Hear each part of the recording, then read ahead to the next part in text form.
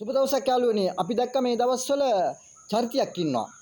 ඔහු නමින් ඩුබායි සුද්දා. ඔහුගේ රැකියාව තමයි, ඔහුගේ එහෙම නැත්නම් බිස්නස් එක තමයි තරුණ තරුණිය ලංකාවෙන් ඩුබායි වලට රැකියාව වලට යවන එක.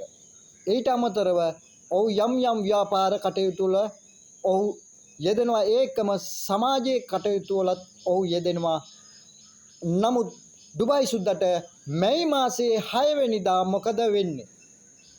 මැයි මාසයේ 6 වෙනිදා සුද්දව ඩුබායි සුද්දව ගණ්ඩ දෙයක් නැහැ. ඔහු ඉහළින්ම කුජීතු වෙන්න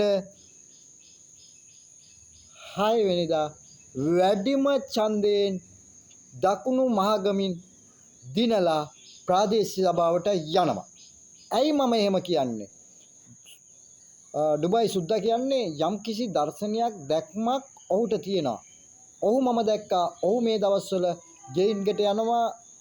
ඔහුගේ දේශපාලන කටයුතු කරනවා. එහිදී ගමේ ඔය දකුණු මහගම කියන ප්‍රදේශයේ සියලුම අය පක්ෂ ભેදයකින් තොරව ඔහු වැළඳ ගන්නවා.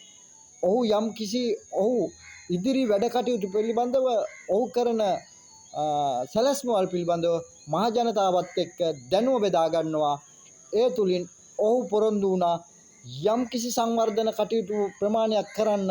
වීඩියෝ එක හරහාම මුළු ලංකාවටම පෙන්වුවා. මේ දේ ඔහු දිනුවත් නැතත් ඔහුගේ පුජ්‍යලික වියදමින් කරන බවටත් ඔහු ප්‍රාදේශීය සභාවෙන් දිනලා ජයග්‍රහණය කරලා ගියන් පස්සේ ඔහුට ලැබෙන වැටුප ඔහු මහ ජනතාවට දුප්පත් ජනතාවගේ පෝෂණය ලංවාලීම සඳහා වියදම් කරන බවත් ලබා දෙන බවත් ඔහු ප්‍රකාශ කළා. ඒ නිසාවෙන් අපි දන්නවා සුද්දා අනිවාර්යෙන් මේ කියපු දේවල් ටික කරනවා. ඒ නිසා දකුණ මහගමින් වැඩිම මනාපයෙන් වැඩිම ඡන්දය ලබා දීලා සුද්දා ඔබගේ සේවකයෙක් බවට පත් කරගන්න යවන්න ප්‍රාදේශීය සභාවට.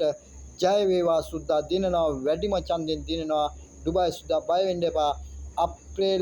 මැයි මාසයේ 6 වෙනිදා ඩුබායි සුද්දා ප්‍රාදේශීය සභාවට දකුණු මහගමින් වැඩිම ඡන්දයෙන් ඔබ ජයග්‍රහණය කරනවා. ජය වේවා.